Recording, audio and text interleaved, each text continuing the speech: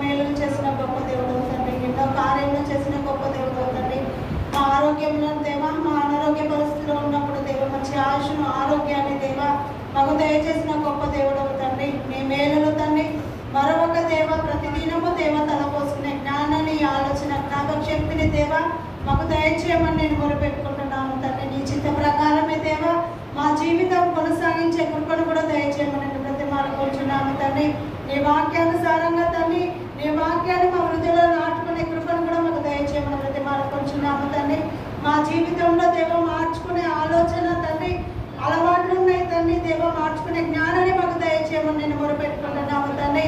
దేవ మా పట్ల తండ్రి, మా పిల్లలకు దేవ మంచి ఆరోగ్యాన్ని, ఆయుష్ను దయచేసిన గొప్ప దేవుడు తండ్రి. నీ మేలులో మరవకుండా దేవ ప్రతిరోజు దేవ నీకు కృతజ్ఞత చెప్పే మంచి మనసును కూడా మాకు దయచేయమని బ్రతిమాలుకుంటున్నాము తండ్రి. దేవ నీ చిత్తము లేని తండ్రి మేము తండ్రి ఒక రోజు కూడా దేవ జీవించలేము తండ్రి. దేవ మరి ముఖ్యంగా తండ్రి దేవ మేము ఊపిరి తీర్చుకుంటాను ఉంటే తండ్రి నీ కృపనే తండ్రి దేవ. నీ పట్ల తండ్రి ప్రతి దినము తండ్రి మేము జీవిస్తున్నాము తండ్రి. ఈ లోకంలో తండ్రి ఎవరు తండ్రి ఎరగలేక తండ్రి, ఈ లోక ఆచారంలో దేవ మునిగిపోయి తండ్రి నీ వాక్యాన్ని ఎరగలేక తండ్రి, నీ ప్రేమను ఎరగలేక తండ్రి దేవ, నీ సహవాసాన్ని ఎరగలేక తండ్రి ఎంతో మంది జీవిస్తున్నారు తండ్రి దేవ. నీ మేలును దేవ మేము తండ్రి ఇతరులకు చెప్పే మంచి మనసును కూడా మాకు దయచేయండి దేవ. నీ మార్గంలో ప్రతి ఒక్కరు తండ్రి జీవించే కృపను దయచేయమని బ్రతిమాలుకుంటున్నాము తండ్రి. దేవా నీ సంఘంలో దేవ ప్రతి ఒక్కరు తండ్రి ఇంకను తండ్రి నూతనాత్మలు వచ్చే భాగ్యం దయచేయమని బ్రతిమాలుకుంటున్నాము తండ్రి. దేవ మరి ముఖ్యంగా తండ్రి కోటిపల్లి సంఘంలో దేవ ఈ ఊళ్ళో ఉన్న ప్రతి ఒక్కరు దేవ మారు మనసు పొంది తండ్రి నీ వాక్యాన్ని ఎరిగి తండ్రి ఈ లోక ఆచారంలో పడిపోకుండా తండ్రి, తాగుడు బానిస కాకుండా తండ్రి నీ మేలులను తెలుసుకునే కృపను తండ్రి, ఆరోగ్యాన్ని దేవ ఇచ్చిన గొప్ప దేవుని తెలుసుకునే కృపను దేవ, తెలుసుకునే భాగ్యాన్ని కూడా మనందరికీ దయచేయమని, మాకు తండ్రి మంచి ఆరోగ్యాన్ని, ఆయుష్ను దేవ మాకు దయచేసినందుకు నీకు వందనాలు, స్తుతి స్తోత్రం దేవ. మరి ముఖ్యంగా తండ్రి దేవ వాక్యం చెప్తున్న అన్నయ్యను దేవ దీవించండి, ఆశీర్వదించండి తండ్రి. మంచి ఆరోగ్యాన్ని దేవ అన్నకు దయచేసినందుకు నీకు వందనాలు తండ్రి. నీ పరిశుద్ధాత్మ అన్న పేరున తండ్రి నింపి తండ్రి నీ వాక్యాన్ని చెప్తుండగా తండ్రి మా హృదయంలో దేవ వాక్యాన్ని నాటుకొని తండ్రి దేవ నీ వాక్యానుసారంగా తండ్రి మా జీవితాన్ని సాగించే భాగ్యాన్ని దయచేయమని ఈ మనవులన్నీ తండ్రి నీ పాదాలను సమర్పించుకుంటూ యేసు క్రీస్తు నామమున ప్రార్థన అడిగి వేడుకొంచున్నాము తండ్రి, ఆమేన్. దయచేసి అక్కడ కూర్చున్నామంటే స్తుతి ఆరాధన నడిపించిన సంబంధాలను బట్టి దేవుడు నామానికి మరి మాట్లాడడం కాక రేపు సమయం నందు గడిచిన కాలంలో దేవుడు మన జీవితాల్లో మన కుటుంబాల్లో చేసిన మేలులను పంచుకోవడం ఆసక్తి కలిగిన వాళ్ళు మన సంఘంతో పంచుకోవచ్చు సమయం ఉంది. కావున ఎవరైనా మేలు పంచుకోవాలని ఆసక్తి కలిగిన వాళ్ళు ముందుకు వచ్చి మీ యొక్క మేలులో దేవుడు చేసిన మేలు సంఘంతో పంచుకోవాలని కూర్చున్నాం.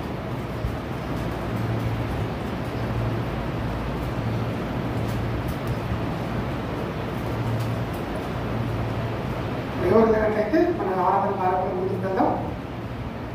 ముఖ్య వర్తమానం అందించేటప్పుడు మన మధ్యలో దేవదాసుకున్నారు. ముఖ్య వర్తమానం మనందరి హృదయంలో ఫలించినట్టుగా వాక్యము చక్కగా అర్థం చేసుకునే మంచి మనస్సును గ్రహించే మంచి మనస్సును మనం దేవుడు దొరిచేయాలని ప్రార్థన చేయవలసిందిగా మన మధ్య సిస్టర్ రజనీ గారు ఉన్నారు.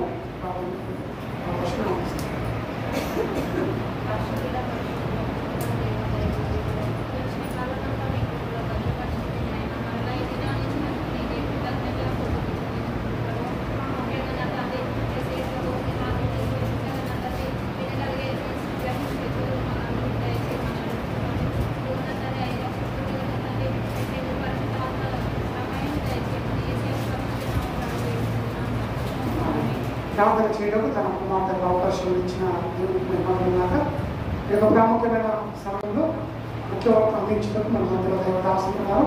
ఈ యొక్క సమయాన్ని ప్రారంభిస్తున్నాం.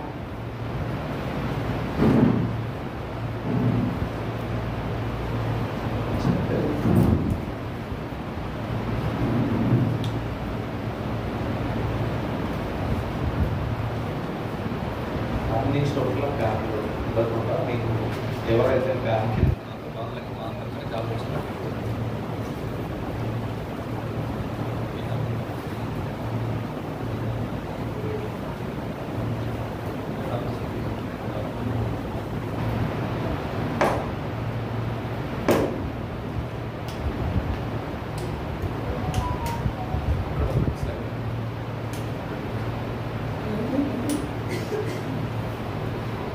రైట్.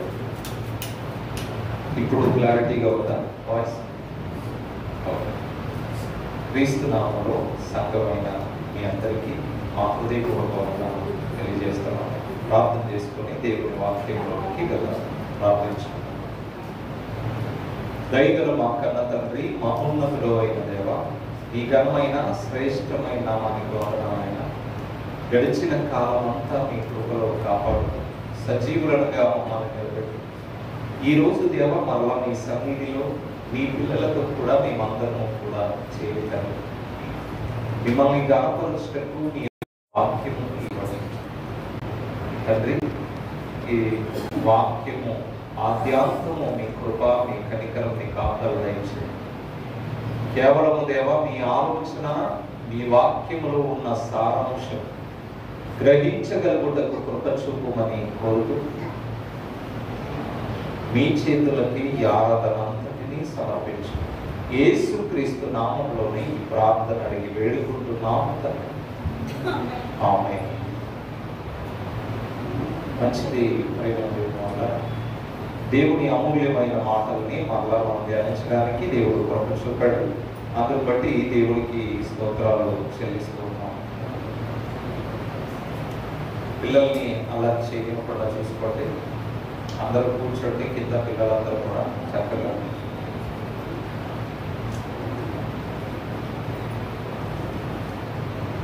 ఈరోజు లోకము క్రైస్తవ్యం మన అక్షరం ఏంటంటే లోకము క్రైస్తవ్యం. ఈ రెండింటిని ఎలా చూడాలి?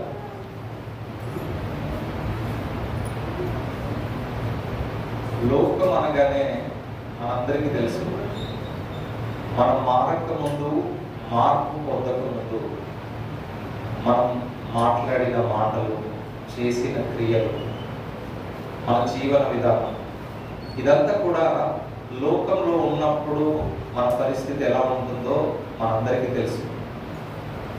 రక్షణలోనికి వచ్చిన తర్వాత, బాప్తిస్మము పొందుకొని ప్రభువును నమ్ముకొని ఆయన మార్గంలో నడవడానికి సిద్ధపడిన తర్వాత దీన్ని ఏమంటారంటే క్రైస్తవ జీవితం. క్రైస్తవ జీవితానికి లోకానుసారమైన లోకము జీవితానికి మధ్య ఉన్న వ్యత్యాసం ఏంటి? అసలు ఎంతవరకు మనం ఉండొచ్చు లోకంతో?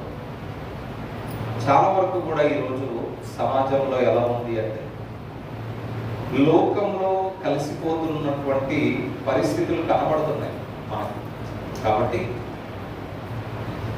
ఎలా ఉంటే బాగుంటుంది, ఎలా ఉంటే మనం దేవునికి ఇష్టంగా మనం ఉంటాం అనేది వాక్యమే మనకు కొలమానంగా ఉండాలి. ఏంటిది కొలమానంగా ఉండాలి? వాక్యం. నేను ఎప్పుడు కూడా ఒక మాట చెప్తాను మీకు, మొన్న కూడా చెప్పాను. నేను జ్వరాన్ని కొలవాలంటే దేంతో కొలుస్తారు? జ్వరం అనేది ఉంటుంది, అంతేనమ్మా. పాలను కొలవాలంటే పాల డిగ్రీ ఉంటుంది కదా, అది మంచిగా కాదా అనేది తెలుసుకోవాలి. అలాగే మన లోపల ఏమైనా పరీక్ష అనారోగ్యం సంభవించినప్పుడు బ్లడ్ టెస్ట్ చేస్తారు తెలుసా? ఆ బ్లడ్లో ఏ ఫీవర్ వచ్చింది అనేది మనకు ఆ ల్యాబ్ వాళ్ళు నిర్ధారించి చెప్తారు. దానికి కూడా పరీక్షలు ఉన్నాయా లేవు? ఉన్నాయి. మరి ఈరోజు మనం కూడా వాక్యమే కొలమానంగా ఉండాలి. ఏముండాలి? వాక్యం అనే కొలతతో మన జీవితాన్ని కొలుచుకోవాలి, మన బ్రతుకును కొలుచుకోవాలి. వాక్యము అద్దము లాంటిది అని మనందరికీ తెలుసు. అద్దం ముందుకు వచ్చినప్పుడు కూడా మన జీవితాలు సరి కాకపోతే మనం ఏమైపోతున్నామో ఆలోచించుకోవాలి. ఇప్పుడు నువ్వు అద్దం ముందు నిలబడ్డావు, జుట్టు చెరిగిపోయింది, ఏం చేస్తారమ్మా? సరి చేసుకోకపోతే, చెరిగిపోయిందని కనబడినా సరి చేసుకోకపోతే దాన్ని ఏమంటారు? అంధత్వం వచ్చింది అంటారు. మనుషులకు కూడా ఈరోజు ఏమవుతుంది అంటే మనోనేత్రాలు మూసుకుపోతున్నాయి. కారణం ఏంటి అని ఆలోచిస్తే వాక్యంతో సహవాసం లేదు. మొట్టమొదటిది నేను అదే చెప్తాను ఎప్పుడు కూడా. ఏంటి మన వాళ్ళు మార్పు రావట్లేదంటే చాలా మంది అంటూ ఉంటారు. కారణం ఏంటి అంటే వాక్యాన్ని చదవరు. ఇంటి దగ్గర ఏం చేయాలమ్మా? వాక్యం చదవాలి. వాక్యంలో దేవుడు ఏం చెప్తాడో అది మనం ఏం చేయాలి? ఫాలో అవుతూ ఉండాలి. మరి ఎంతవరకు మనం లోకంతో కలిసి ఉండొచ్చు? ఎంతవరకు మనం వెళ్ళొచ్చు? యేసు ప్రభు ఉన్నాడు, ఆయన పాపులతో ఉన్నాడు. ఉన్నప్పుడు చాలా మంది సనిగారు ఆయన మీద. ఎక్కడ సనిగారు చూద్దాం ఒకసారి. మనం కూడా ఎవరితో ఉండొచ్చు, ఎంతవరకు ఉండొచ్చు, ఈ విషయాలు మనకు తెలియాలి. లేకపోతే మనం ఏమవుతాం అంటే మనం కూడా కలిసిపోతాం అందులో.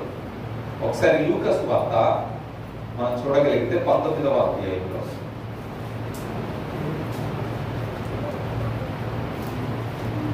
లూకా గారు రాసిన సువార్త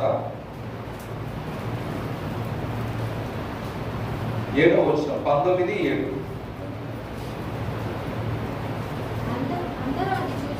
అందరూ అది చూచి మనుషుని యొద్ద బస చేయ వెళ్ళినని చాలా సనుగుకొనిరట.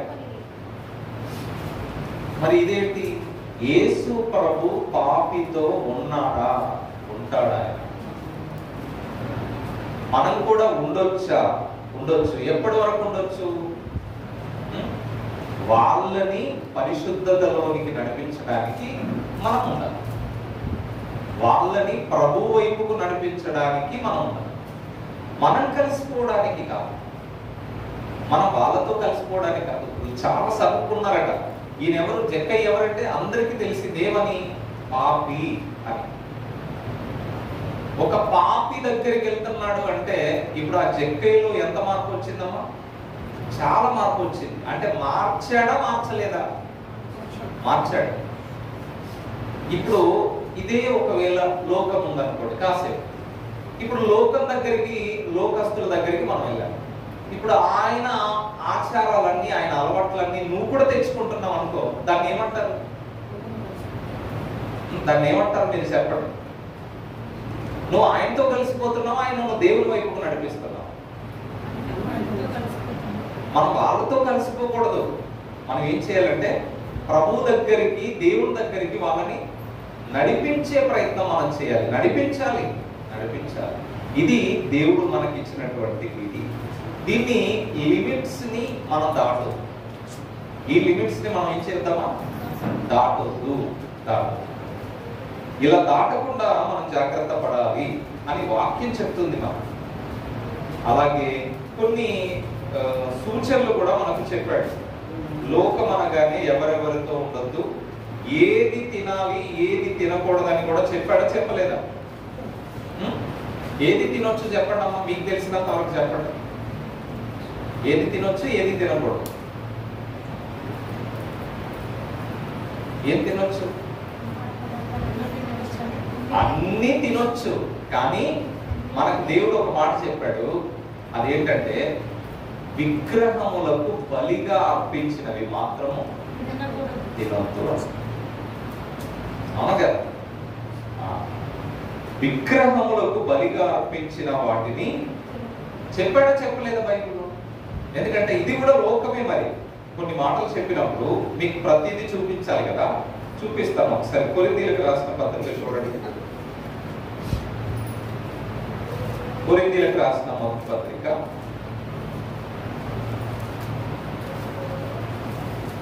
8వ చెప్తున్నాడు చూడండి ఒకసారి. 8వ అధ్యాయం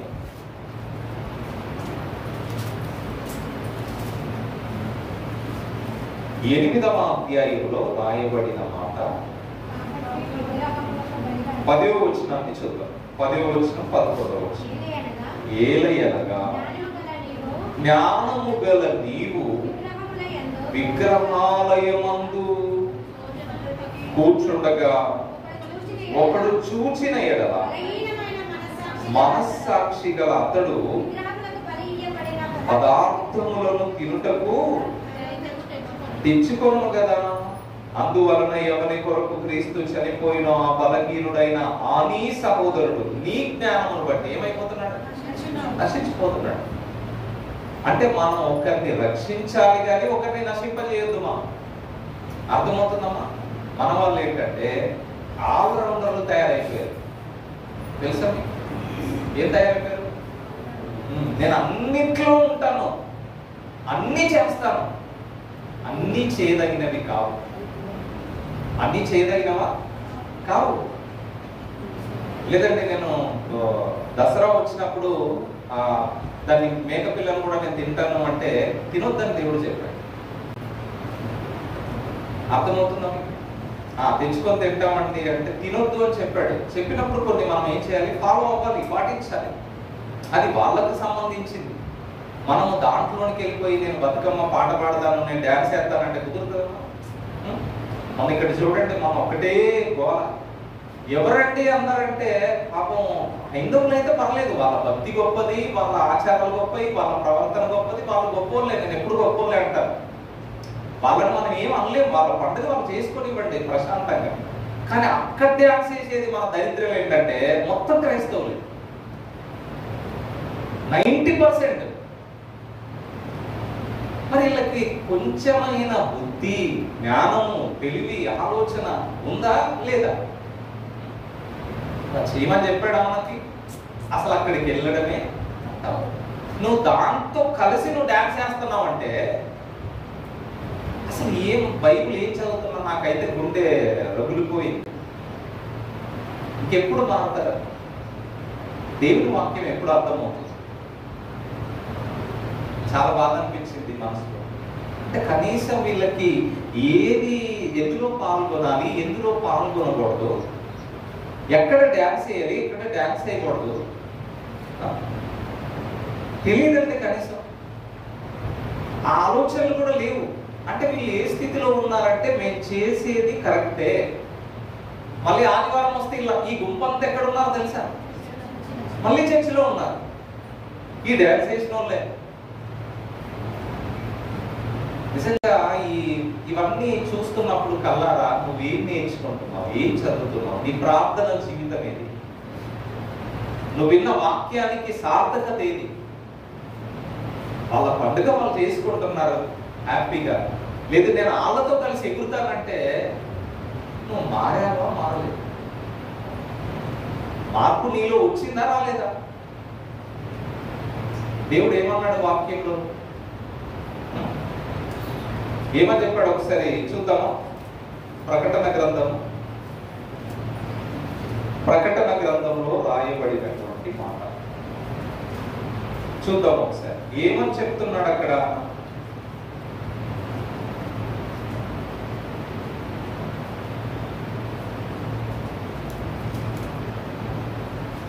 మూడవ అధ్యాయం చూడండి ఒకసారి.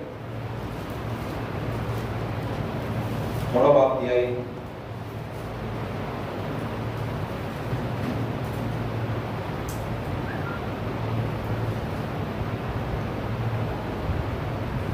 3వ అధ్యాయంలో రాయబడిన మాట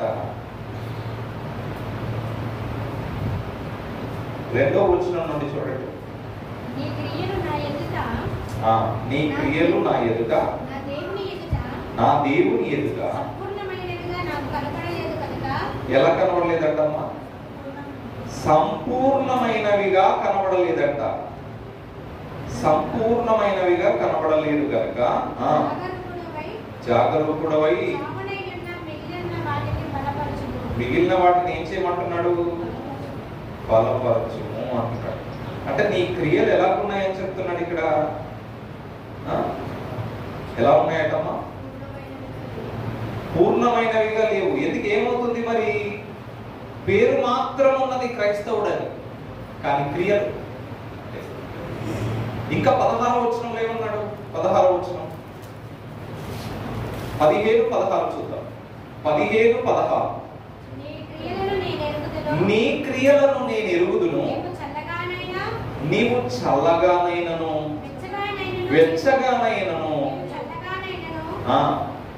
వెచ్చగానైనను ఉండిన మేలు, నీవు వెచ్చగానైనను చల్లగానైనను ఉండక నులివెచ్చగా ఉన్నావు కనుక ఉమ్మివేయను ఉద్దేశించున్నాను. ఇప్పుడు వెచ్చదనం చల్లదనం అంటే ఏంటి? మీకేమైనా అర్థమైందా? చల్లదనం అంటే ఏంటి, వెచ్చదనం అంటే తెలిసిందమ్మా? ఏమైనా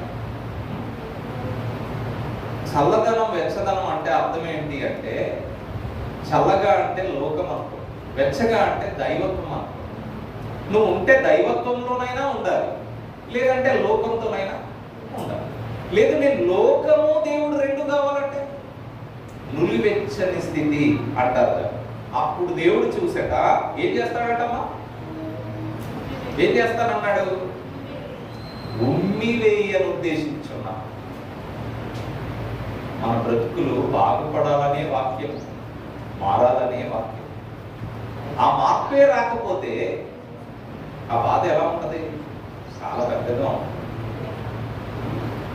ఇన్ని రోజులు మన ఉదయకాలం మైకేసి వాక్యం ఏంటి, ప్రార్థన ఏంటి, భక్తి ఏంటి, భయం ఏంటి, ఇన్ని సంవత్సరాలు చెప్పారు. కానీ ఎవ్వరికి దాన్ని మారే వాళ్ళు మారతారు, మారని వాళ్ళు మారరు. కానీ మనోళ్ళకి ఏమర్థమైందంటే, మనోళ్ళని బట్టి ఎన్నిసార్లు చెప్పినా వాళ్ళ లోపల చలనం రాదు, చలనం లేదు. నువ్వు చల్లగానైనా ఉండు, లోకంలోనైనా ఉండు. వెచ్చగా అంటే నువ్వు మండుతూనైనా ఉండు, దేవుళ్ళలోనైనా ఉండు. నువ్వు మంట, దేవుడి గురించిన మంట నీ లోపల ఉండాలి. నువ్వు చల్లగా ఉంటే నువ్వు లోకంతోనైనా కలిసిపో. కానీ నువ్వు నులివెచ్చగా ఉన్నావు అనుకో, ఆదివారం ఆరాధన, సోమవారం మద్యం, మంగళవారం మద్యం, ఇలా మత్తులై ఉంటూ మళ్ళీ ఆదివారం ఆరాధనకి వెళ్తే అది దాన్ని ఏమంటారమ్మా? దాన్ని ఏమంటారు చెప్పండి?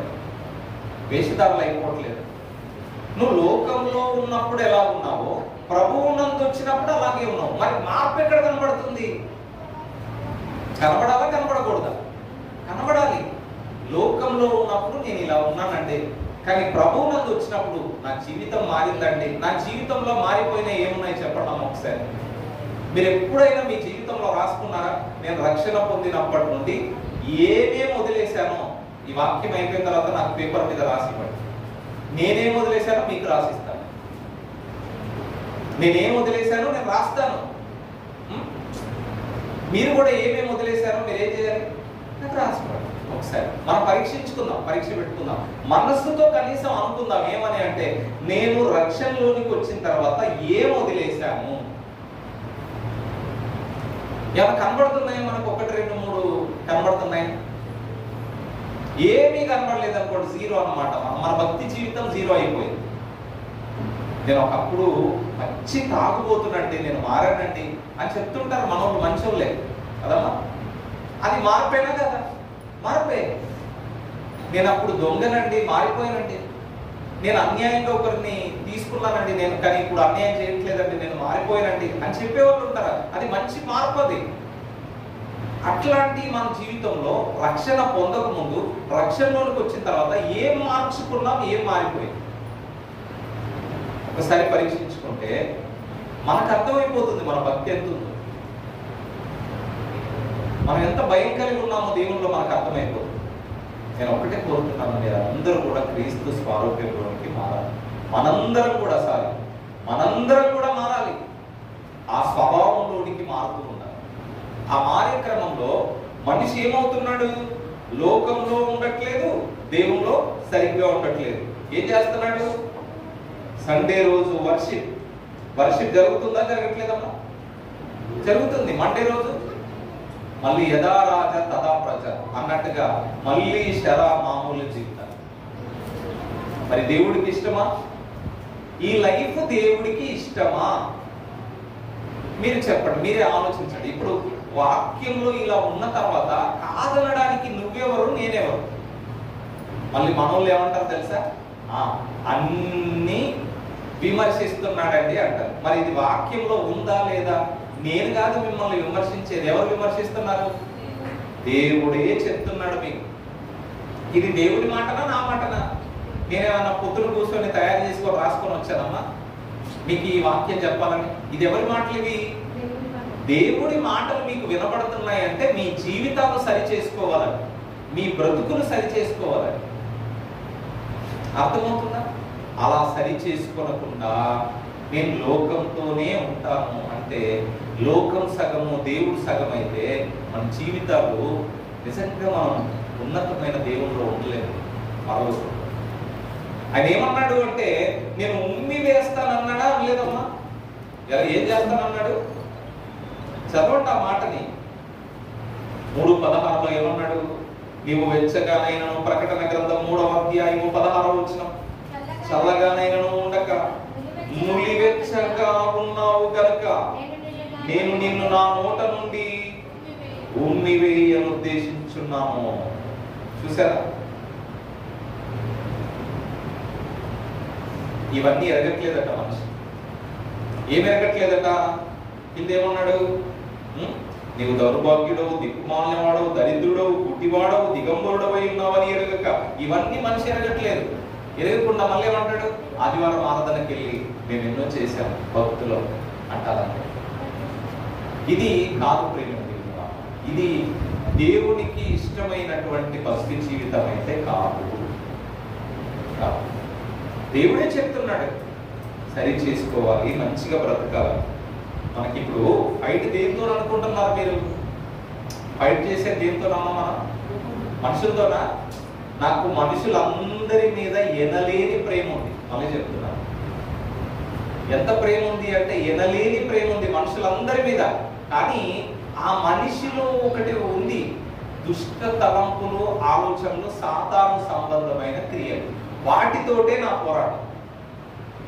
ఇప్పుడు డాక్టరు కరోనా పేషెంట్ డాక్టర్ దగ్గరికి వచ్చాడు. ఇప్పుడు డాక్టర్ గారికి పేషెంట్కి ఏముండాలి? డాక్టర్ గారు దేన్ని చంపడానికి ప్రయత్నం చేస్తాడమ్మా? కరోనా వైరస్ నా మా పేషెంట్ నా? దేన్ని చంపుతాడు చెప్పండి? వైరస్ నా మనిషినా?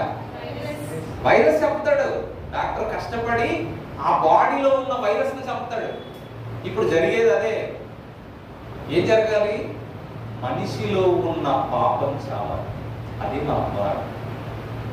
ఇది మనుషులకు అర్థం కాక నువ్వేదో అనుకుంటే నిన్నెవరు బాగు చేయరు. ఇది కూడా ట్రీట్మెంటే, ఇది కూడా ఆపరేషనే. బోధకుడు అంటే ఏమనుకుంటున్నారు మీరు? చిన్నది కాదు ఇది. మళ్ళీ చెప్తున్నాను, చాలా పెద్ద పని, దొడ్డ పని ఇది, 2 అంతల శిక్ష పని ఇది.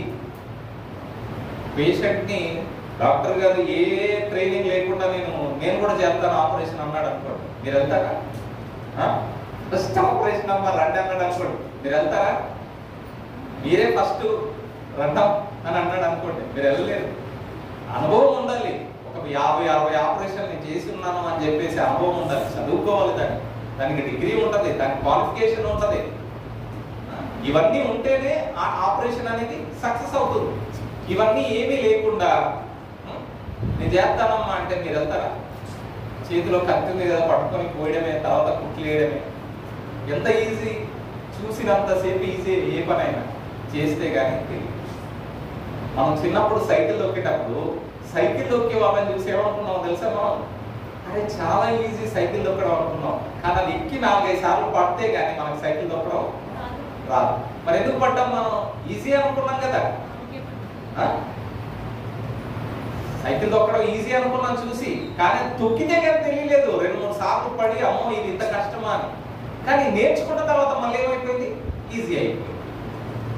అలాగే చూసే వాళ్ళకి అర్థం కాదు, అది చేస్తేనే దాని విలువ తెలుస్తుంది. అందుకే నేనేం చెప్తున్నానంటే ప్రియులారా, ప్రేమతో చెప్తున్నాను. అవన్నీ మానుకుంటే మీ ఆత్మీయ జీవితాలు బాగుపడతాయి, బ్రతుకులు బాగుపడతాయి, మళ్ళీ పరలోకం వెళ్ళే అవకాశం ఉంటుంది. లేదు నేను అలాగే ఏ బతుకమ్మకైనా డ్యాన్స్ చేస్తాను, ఏ విగ్రహం దగ్గరికి వెళ్తాను, ప్రతిదీ తింటాను, అందరితో కలిసి ఉంటాను, మళ్ళీ ఆదివారం ఆరాధనకి వెళ్తానంటే దేవుడు అంటున్నాడు నిన్ను నా నోట నుండి ఉమ్మివేయ ఉద్దేశించుచున్నాను అన్నాడు. నీ ఇష్టం కాదు. ఉమ్మివేయడం అంటే అర్థం ఏంటో తెలుసా? ఎప్పుడు ఉమ్మేస్తారమ్మా తెలుసా మీకు? తెలుసా?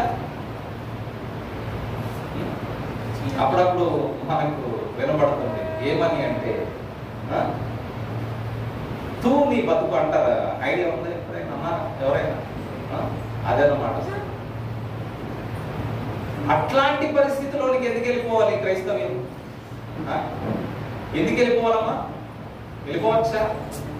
మేమేం చేస్తే నీకెందుకు అనేవాళ్ళు కూడా లేకపోలేదు. ఉన్నారా లేరమ్మా? మేమేం చేస్తే నీకెందుకు? రోగాలతో చచ్చిపోతుంటే డాక్టర్ ఉన్నాడు అనుకోండి ఆ ప్రాంతంలో, ఆయన దగ్గర మందు ఉంది. మందు ఉంది వాడనరా అంటే మేము చచ్చిపోతే నీకెందుకు? అని అంటాడా పేషెంట్? అంటాడా? ఇప్పుడు అలాగే ఉంది పరిస్థితి. నా మీదికి నేను అంటే అందరికి పడదండి. ఎందుకు పడదంటే వాక్యంలో ఉన్నది చెప్తాను కనుక. మనందరికి ఎందుకు పడుతుంది అంటే మనలో ఏం చేశారంటే పాస్టర్లను ఎంపిక చేసుకున్నారు. ఏమో తెలుసా? మనం తాగినా మాట్లాడకూడదు, మనం డ్యాన్స్ వేసినా అడగకూడదు, మనం ఏ పార్టీకి వెళ్ళినా అడగకూడదు, ఏ విగ్రహం దగ్గరికి వెళ్ళినా మనల్ని పలకరించకూడదు, మందలించకూడదు. అలాంటి పాస్టర్ గారు ఎవరున్నారు? చూడండి, వెతకండి. ఒకవేళ మనల్ని ఏమైనా గద్దించాడా పాస్టర్ గారిని ఏం చేద్దాం? షిఫ్ట్ చేద్దాం. ఈ పాస్టర్ గారు మాకు వద్దని ఒక లెటర్ పెడితే కథమే, పెద్ద సంఘ పెద్దలందరూ సంతకం చేశారనుకో, పాస్టర్ గారు వెళ్ళిపోయి మళ్ళీ కొత్త పాస్టర్ వస్తాడు. ఇప్పుడు ఆయన కూడా ఏమైనా గద్దించాడు అనుకోండి, ఈయన కూడా. ఇప్పుడు మారవలసింది సేవకుల వీళ్ళ బతుకుల? ఏం మారాలి? అవి మారవు. వాళ్ళు ఏంటంటే వాత వేయబడిన మనసాక్షి. అది మారుతుందమ్మా? మారట్లేదు. అవి మారినప్పుడు దేవుడు మంచి భవిష్యత్తుని ఇస్తాడు. అది గొప్పది, చాలా ఉన్నతమైనది, చాలా విలువైనది. అక్కడ మారకుండా మనం ఎన్ని చేసినా కూడా ప్రయత్నం వృధా అవుతుంది. కాబట్టి వాక్యంలో ఒకటి ఉంటే మన బ్రతుకులో మనం ఒకటి చేయొద్దు. అందుకే నేను ఒక మాట చెప్పాను. నేను ఆ మాటను ఒకసారి చూద్దామా? మళ్ళీ ఒకసారి చూద్దాం ఒకసారి. కొరింథీయులకు రాసిన మొదటి పత్రిక 3వ అధ్యాయం 11 నుండి చూద్దాం. 11 నుండి చూద్దాం. ఏమని రాయబడింది అక్కడ? 11 నుండి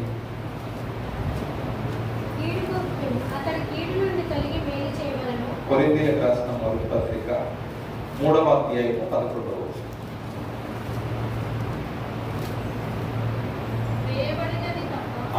వేయబడినది తప్ప మరి ఒక పునాది ఎవడును వేయనేరడు, యేసుక్రీస్తే. ఎవడైనను ఈ పునాది మీద బంగారము, వెండి, వెలగల రాళ్ళు, కర్ర, గడ్డి, కొయ్యకాలు మొదలైన వాటితో కట్టిన ఎడల వాని పని కనబడదు. ఆ దినము దాన్ని తేటపరచును, అది అగ్ని చేత బయలుపరచబడును. మరియు వాని పని ఎట్టిదో అగ్నియే పరీక్షించు. ఇప్పుడు మనం చేసే పని ఏమై ఉండాలి అంటే కాలిపోయేదిగా ఉండదు. కాలిపోయేది ఏంటమ్మా? కర్ర మీద కట్టారనుకోండి, మంటతో కాలిపోతుందా? కాలిపోదు. గడ్డి మీద కట్టారనుకోండి, కాలిపోతుందా? కాలిపోదు. కొయ్య కాలు మీద కట్టారనుకోండి, కాలిపోతుందా? కాలిపోదు. మరి ఎలా ఉండాలి? బంగారంలా ఉండాలి. బంగారాన్ని మంటతో కాల్చారనుకోండి, కాలిపోతుందా? మెరుగు వస్తుందా? మెరుగు వస్తుంది.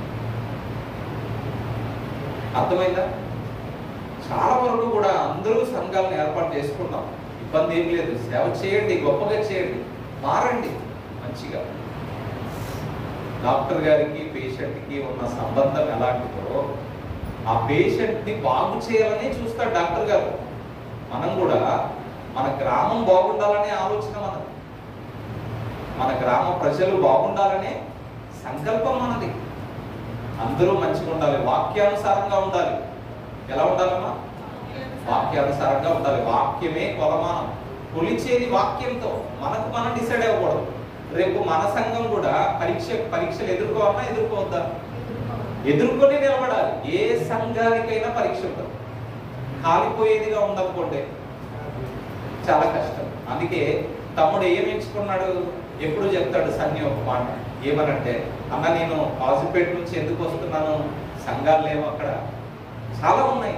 ఎందుకు వస్తున్నాను నేను అంటే, కర్ర మీద కట్టే వాళ్ళు ఉన్నారు, కొయ్యకాల మీద కట్టే వాళ్ళు ఉన్నారు, గడ్డి మీద కట్టే వాళ్ళు ఉన్నారు. కానీ మంచి పునాది, బంగారం లాంటి సేవ ఏదైతుందో అదే ఎంచుకొని మేము మా కుటుంబం అంత దూరం నుండి వస్తాం. కరుణాకరం ఉన్నాడు, అక్కడ కూడా సంఘాలు లేవా? చాలా ఉన్నాయి. గుళ్ళ సింగారంలో సంఘాలు లేవమ్మా? ఉన్నాయి. కానీ అక్కడి నుంచి ఎందుకు వస్తున్నాడు?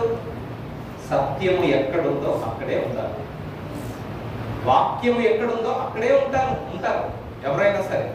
కాబట్టి దేవుని యొక్క ఉన్నతమైన ఉద్దేశము మనం ఏం చేయాలంటే అర్థం చేసుకునే ప్రయత్నం మనము చేయాలి. ఏం చేయాలమ్మా? అర్థం చేసుకోవాలి. దేనినైతే మనము వద్దనుకుంటున్నామో, ఏదైతే దేవుడు వద్దన్నాడో దాని జోలికి వెళ్ళకండి.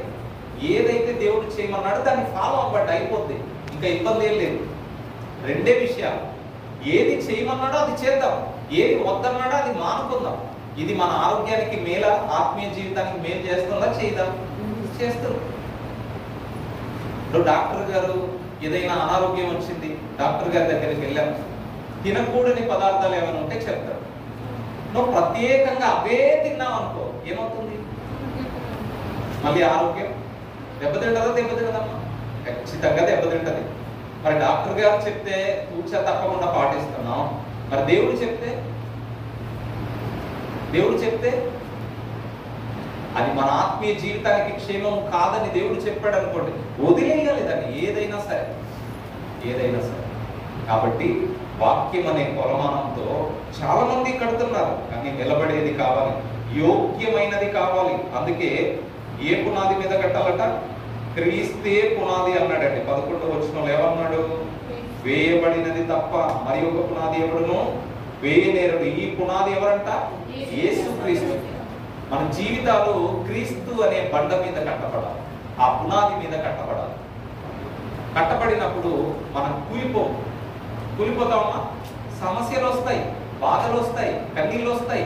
కానీ మన జీవితం, మన బ్రతుకు మంచి పునాది మీద, క్రీస్తు అనే బండ మీద కట్టబడింది కనుక ఆ పునాది, ఆ ఇల్లు కూలిపోతుందా? ఎప్పటికీ కూలిపోయే ప్రసక్తే ఉంటుంది. కాబట్టి దీన్ని బట్టి మనం ఏం అర్థం చేసుకోవాలంటే, వాక్యమును అర్థం చేసుకునే కోణం ఒకటి ఉంటుంది. మన వాక్యం ఎప్పుడూ చదవకపోతే మనకి ఎప్పుడూ అర్థం కాదు. ప్రతిరోజు చదువుతున్నాం అనుకోండి, మనలో మార్పు మొదలవుతుంది, మన మనసులో మార్పు మొదలవుతుంది, మన హృదయంలో మార్పు మొదలవుతుంది. కనుక మనం అన్నిట్లో అందరికీ అన్ని అన్నట్టుగా మనం ఉండడానికి వీలు లేదు. మనం ప్రత్యేకింపబడిన దేవుని పిల్లలముగా మనం ఉన్నాం. కాబట్టి 14వ వచనంలో అన్నాడు, పునాది మీద ఒకడు కట్టిన పని నిలిచిన ఎడల వాడు ఏం పుచ్చుకుంటాడట? జీతము పుచ్చుకొను అన్నాడు. చూడండి, మంచి పునాది మనం వేసుకోవాలమ్మా. అందరం కూడా మన ఆత్మీయ జీవితానికి మంచి పునాది వేసుకోవాలి. మనం క్రీస్తు అనే బండ మీద కట్టబడాలి. మన పరలోకానికి వెళ్ళే వాళ్ళం మనందరం కూడా. దేవుని స్వరూపాలం. మనం ఎవరు అనుకుంటున్నారు మీరు? మనంతా ఎవరమ్మా? దేవుని స్వరూపాలం మనందరం కూడా. దేవుని చేత ప్రేమించబడుతున్న వారం మనందరం కూడా. మన జీవితాలను ప్రభువునందు కట్టుకోవాలి, వెలిగించుకోవాలి. మరి ఏం చేయాలి దానికోసం?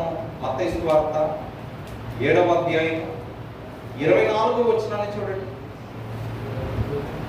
మత్తయి గారు రాసిన సువార్త 7వ అధ్యాయం 24వ వచనం చూద్దాం.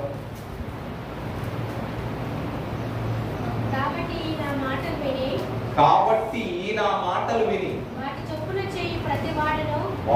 చొప్పున చేసే ప్రతివాడు బండ మీద తన ఇల్లు కట్టుకొనిన బుద్ధిమంతుడు పోలియులను అన్నాడు. ఇప్పుడు మీరు బాగా వినాలి. ఈ నా మాటలు విని అంటే ప్రభువు మాట విని ఆ మాట ప్రకారంగా బ్రతికే ప్రతి ఒక్కరు కూడా ఎలా ఉన్నారటమ్మా? బండ మీద ఇల్లు కట్టుకున్న బుద్ధిమంతులలాగా ఉన్నారు అన్నాడు. ఇప్పుడు ఆయన మాట చెప్పాడు, వినలేదు. అప్పుడు ఎలా? ఇదేతో కట్టుకున్నారట? ఇసుక మీద ఇల్లు కట్టుకుంటున్నారు చాలా మంది. ఆయన మాట విని దాని ప్రకారం చేయని వాడు అని ఉంది చూడండి. ఈయన మాటలు విని అంటే వింటున్నాడా? వినడం లేదా? వింటున్నాడు, కానీ ఆ మాట ప్రకారం బ్రతకడం లేదు. ఇప్పుడు బ్రతుకు లేకపోతే ఆ ఇల్లు దేని మీద ఉంటుంది? ఇసుక మీద ఉంటుంది. ఇప్పుడు తుఫాన్ వచ్చింది అనుకోండి, వర్షం వచ్చింది అనుకోండి, వరదలు వచ్చాయి అనుకోండి, ఇసుక ఉంటుందమ్మా? ఇసుక ఉంటుందా? పుట్టుకొని పోతుంది. ఇప్పుడు చాలా మంది ఆత్మీయ జీవితాలు కూడా అలాగే తయారవుతున్నాయి. అందుకే క్రీస్తు మాటకు లోబడ్డాం అనుకోండి, మన జీవితాన్ని, మన బ్రతుకుని బండ మీద కట్టుకున్న బుద్ధిమంతులం అవుతాం. లేదు, నేను క్రీస్తు మాటలు వింటాను కానీ నా బ్రతుకు మాత్రం మారదు అంటే మనం ఇసుక మీద ఇల్లు కట్టిన బుద్ధిహీనుని పోలి మనం. ఇలాంటివి ఉండడానికి వీలు లేదు అంటున్నాడు. మనం ఉంటే ప్రభు మాట విని బండ మీద కట్టిన బుద్ధిమంతులు అనుకుంటాం. ఒక ఆత్మ నశించిపోతే ఎంత బాధ ఉంటుందమ్మా? చాలా బాధ ఉంటుంది కదా. ఒక తల్లికి 4 పిల్లలు ఉన్నారనుకోండి, 10 మంది ఉన్నారనుకోండి, దాంట్లో ఒక పిల్లాడు బాగాలేకపోతే ఆ తల్లి మనసు ఎలా ఉంటది? బాధగా ఉంటుందా, ఆనందంగా ఉంటుందమ్మా? బాధగా ఉంటది. ఇప్పుడు 800 కోట్ల మంది ప్రపంచ జనాభా, వీళ్ళందరూ ఎవరు దేవుని పిల్లలు కాదా? ఆ పిల్లలందరూ బాగుండాలని కదా దేవుడు కోరుకునేది. ఆ పిల్లలందరూ క్షేమంగా ఉండాలని కదా దేవుడు కోరుకునేది. కాబట్టి విగ్రహముల జోలికి మనం వెళ్ళొద్దు అని రాయబడింది బైబిల్లో. కాబట్టి మనల్ని మనం జాగ్రత్తగా పరీక్షించుకోవాలి, పరిశోధించుకోవాలి. మనం మారాలి. ఇంకేమైనా మార్చుకునేది ఉంది. వాళ్ళతో పాటు నేను, నాతో పాటు వాళ్ళు కలిసి ఉందాము అని అంటే ఎప్పటి వరకు అంటే వాళ్ళని ప్రభువులోనికి తీసుకొచ్చే వరకు. అంతే తప్ప మనం వాళ్ళతో కలవడానికి కాదు. అర్థమవుతుందా? ఒక ఫ్రెండ్తో అన్నాడట, నువ్వు నాతో సినిమాకి వస్తే నేను నీతో చర్చికి వస్తా అన్నాడట. అర్థమైందా మీకు? ఒక 2 యవనస్తులు ఉన్నారు. నువ్వు ఈ రోజు నాతో సినిమాకి వచ్చావు అనుకో, ఈ రోజు శనివారం మనం సినిమా చూసేద్దాం, రేపు ఆదివారం నీతో చర్చికి వస్తానన్నాడు. ఇప్పుడు ఏం చేయాలి అతను? అర్థమైందా మీకు? అది సంగతి. ఇప్పుడు మనోళ్ళు ఏం చేస్తున్నారంటే ఒకరిని రక్షించడంలో సినిమాకి వెళ్ళినా పర్వాలేదని చెప్పి సినిమా చూసి వచ్చి నువ్వు నడిపించావనుకో ప్రయోజనం ఉంటుందా? ఏమీ. కిటికీలు క్లోజ్ చేయండి. వర్షం ఎక్కువైతే క్లోజ్ చేయండి. ఓకేనా? అది వాటర్ వస్తాయి దాంట్లో. కాబట్టి అలా ఉండడానికి వీల్లేదు. నువ్వు రావాలి. ఎలా రావాలి? నీ ఆత్మరక్షణ కొరకు రావాలి. నీ మంచి మార్పు కోసం రావాలి. మంచి జీవితం కోసం రావాలి. అంతే తప్ప మనకేదో ఆశ చూపించి నేను మారుతానంటే, నువ్వు నాలాగా ప్రవర్తించు అంటే, నువ్వు మందు తాగు నేను వస్తానంటే, నువ్వు ఇంకొకటి చేయి నేను వస్తానంటే, ఇది కాదు ఒక పాపిని నడిపించే విధానం. అది కానే కాదు. మరి ఎందుకు వదిలిపెట్టలేకపోతున్నాం మన జీవితాన్ని? పాపపు జీవితాన్ని ఒకసారి ఆలోచించుకోండి. అంటే ఈ రోజు ఉన్నటువంటి పరిస్థితుల్లో లోకంలో ఉన్నవారు లోకానికి బాగా అడిక్ట్ అయిపోయి దాని నుంచి బయటికి రాలేని పరిస్థితుల్లోకి వెళ్ళిపోయారు. అలాంటి పరిస్థితి మంచిది కాదు అని వాక్యము మనకు స్పష్టంగా చెప్తా ఉంది. ఇంకొక మాటని మనం జ్ఞాపకం చేసుకున్నాం. పరిశుద్ధ గ్రంథంలో అపోస్తలుల కార్యము చూడండి. అపోస్తలుల కార్యము 2వ అధ్యాయం చూద్దాం ఒకసారి.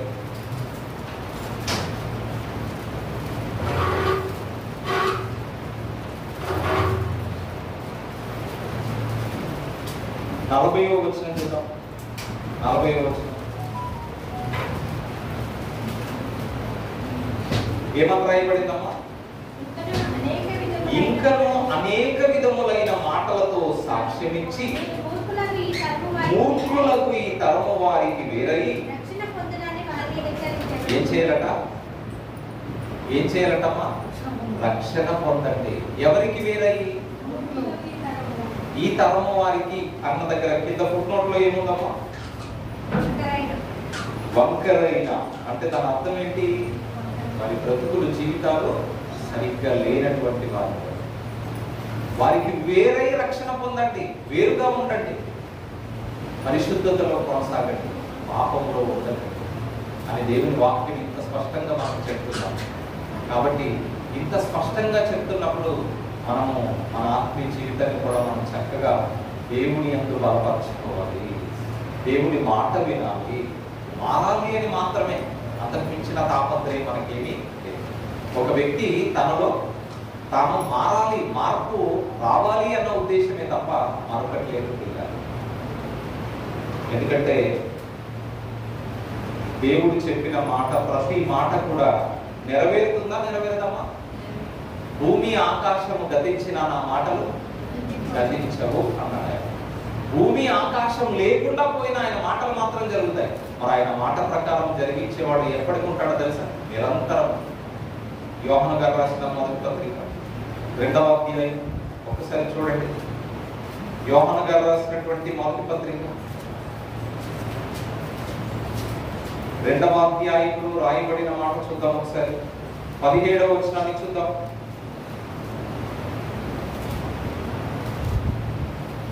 17వ వచనం.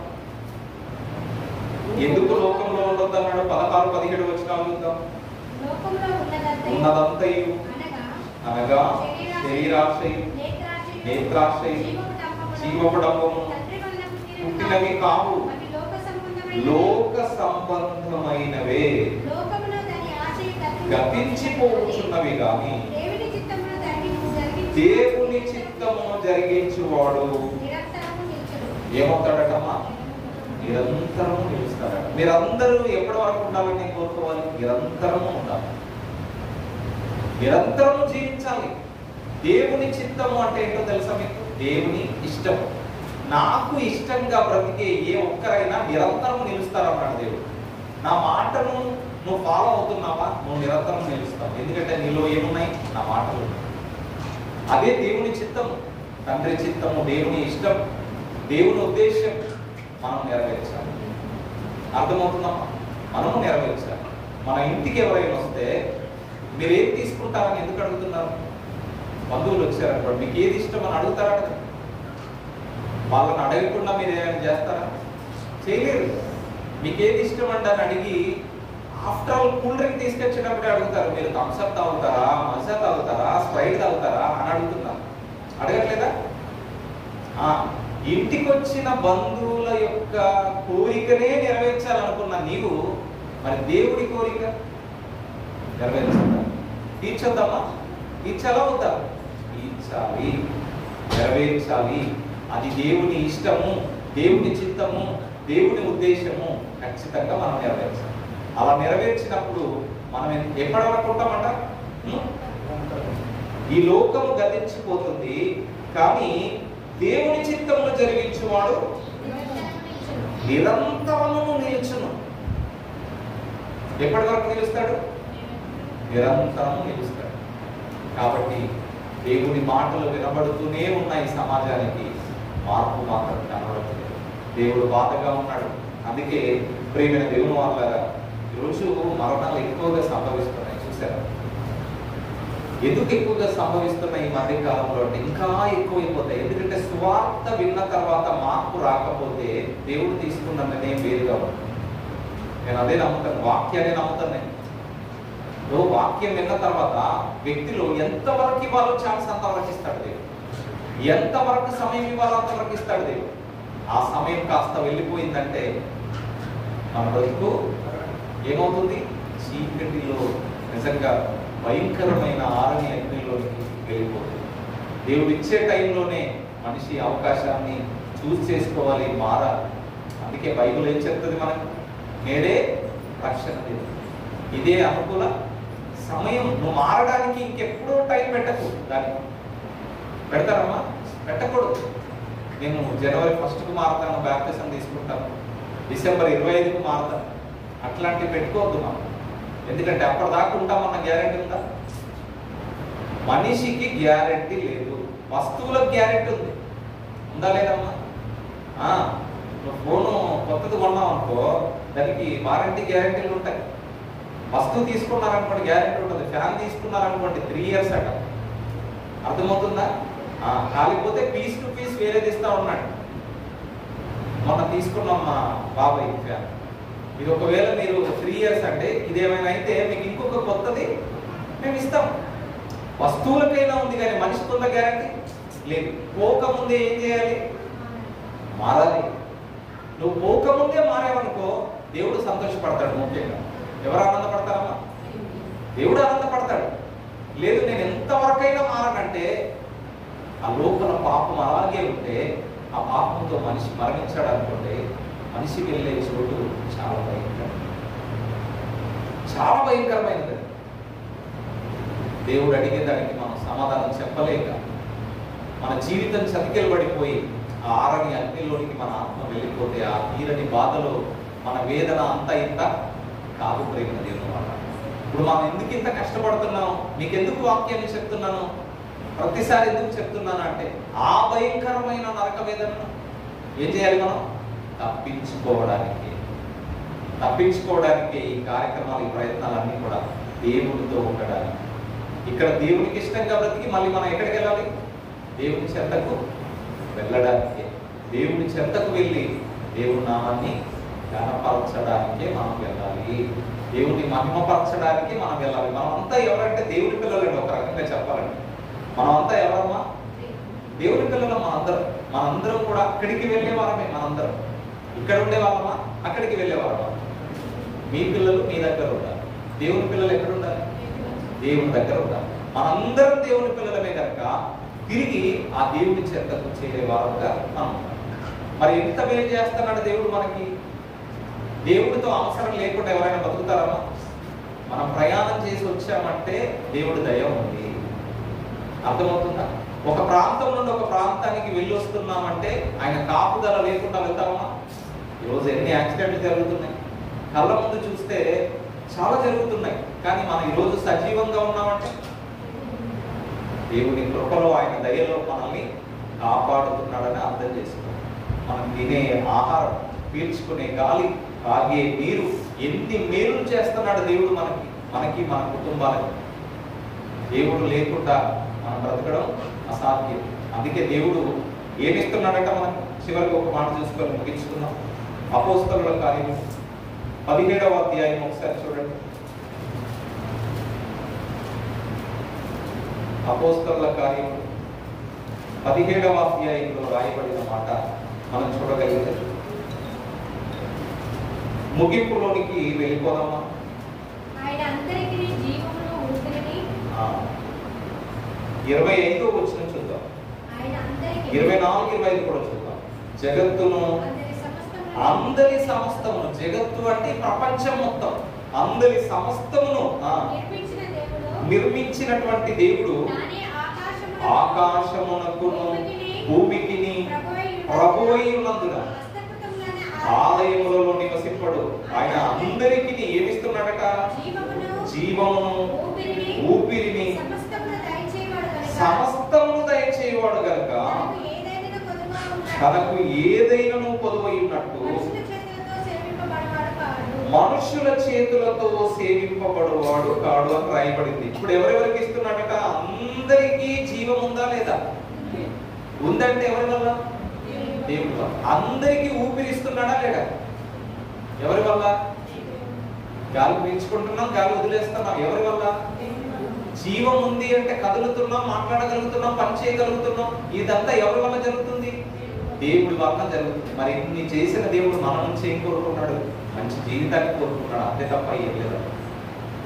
మన హృదయంలో మంచి ఆలోచనలతో మంచి జీవితాన్ని మన నుండి దేవుడు కోరుకున్నాడు. కానీ అది కూడా మనం ఇవ్వకపోతే దేవుడు ఎంత బాధపడతాడో అర్థం చేసుకున్నారా? ఎప్పుడైనా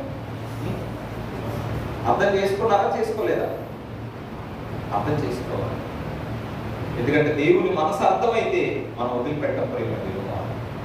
దేవుడు మనసు అర్థం కాకపోతేనే కొరకు మన మేలు కొరకు ఆలోచించిన దేవుడు ఎంత 6 దినములలో చేసినటువంటి సృష్టి ఎన్ని ఉన్నాయమ్మా దాంట్లో? దేవుడు చేసినవి ఎన్ని ఉన్నాయి? 1, 2 చెప్పాలంటే చాలా ఉన్నాయి. ఇన్ని చేసి దేవుడు మన నుంచి కోరుకునేది ఏంటంటే నువ్వు లోకంలో కలిసిపోవు, నువ్వు దేవుళ్ళలోనే ఉండు, వాక్యానుసారంగా ఉండు.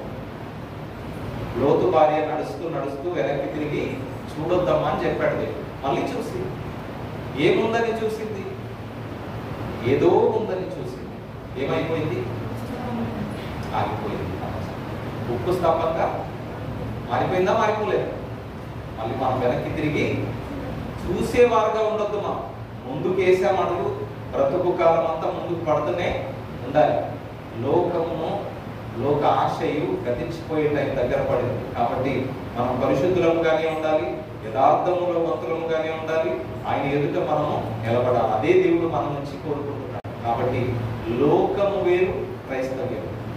లోకంతో ఎంతవరకు ఉండాలి అంటే వాళ్ళని దేవుళ్ళలోనికి నడిపించేంతవరకు. ఇంకా లేదు నేను ఎక్కువ సహవాసం చేస్తానంటే దుష్ట సాంగత్యం ఏం చేస్తుందమ్మా? నీ మంచి ప్రవర్తన కూడా చెడిపోతుందా? చెడిపోదమ్మా?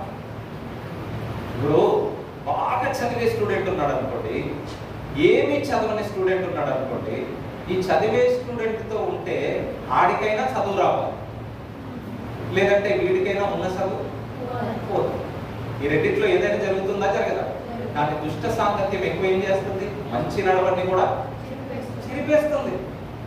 కాబట్టి దుష్టులతో మన సహవాసం ఉండకూడదు. ఉంటే వాళ్ళని దేవుళ్ళలోనికి నడిపించే ప్రయత్నం మనం చేయాలి తప్ప మనం లోకంలో కలిసిపోదు. అందుకే ఏ మొదలు పెట్టాం మనం రక్షణలోకి వచ్చి కొత్తగా ఏం నేర్చుకున్నాం ఒకసారి గ్రహించుకున్నాం, అర్థం చేసుకున్నాం. దేవుడి మాటలు మనందరి వినికిడిలో ఫలింపచేయునుగాక. ఆమేన్. ప్రార్థన చేసుకున్నాం. ప్రేమ కలిగిన తండ్రి, దయగల దేవ, పరిశుద్ధుడా, మీ ఘనమైన శ్రేష్టమైన నామానికి వందనాలు తండ్రి. ఇదిగో మీ మాటలు, మీ అమూల్యమైన మాటలు మీ పిల్లలు పెట్టున్నారు. ప్రతి మాట నిష్ప్రయోజనముగా పోనివ్వకుండా ఫలాన్ని తీసుకురావాలని వేడుకున్నాం తండ్రి. ఒకనాడు లోతు అక్కడ ఉన్నటువంటి సమాజాన్ని బట్టి వారి కామ వికారయుక్తమైన నడవడి చేత బహు బాధపడ్డాడు. దేవా, ఇదిగో లోకం బలహీనపడుతుంది. నెమ్మదిగా తండ్రి, ఇదిగో మీ పిల్లలైన వారే లోకంతో సహవాసం చేస్తూ కలిసిపోతున్నటువంటి పరిస్థితులు, పరిణామాలు ఎదురవుతుంది. ఒక్కసారి జ్ఞాపకం చేసుకోండి. అలాంటి వాటిలో మీ పిల్లలు చిక్కుబడిపోకుండా కాపాడండి తండ్రి. పవిత్రంగా ఉండగలిగే భాగ్యాన్ని, ప్రత్యేకంగా ఉండగలిగే మనసుని, మంచి ఆలోచన, జీవన విధానాలను మీ పిల్లలకు అనుగ్రహించున్నాను. మీ పాదాల చెంత ప్రాధేయపడుతూ బతిమలాడుతూ మీ చేతులకే తండ్రి మీ పిల్లల్ని సమర్పించుకోండి. నూతనంగా ఈ రోజు వచ్చిన మీ కుమారుని జ్ఞాపకం చేసుకోండి, వారి కుటుంబాన్ని జ్ఞాపకం చేసుకోండి తండ్రి. మీ సత్యమైన వాక్యం అనే పునాది మీద తన ఆత్మీయ జీవితం కట్టబడినట్లుగా కూడా చూపండి. మీలో చక్కగా జీవించగలిగే జీవితాన్ని ప్రసాదించమని వేడుకుంటున్నాను తండ్రి.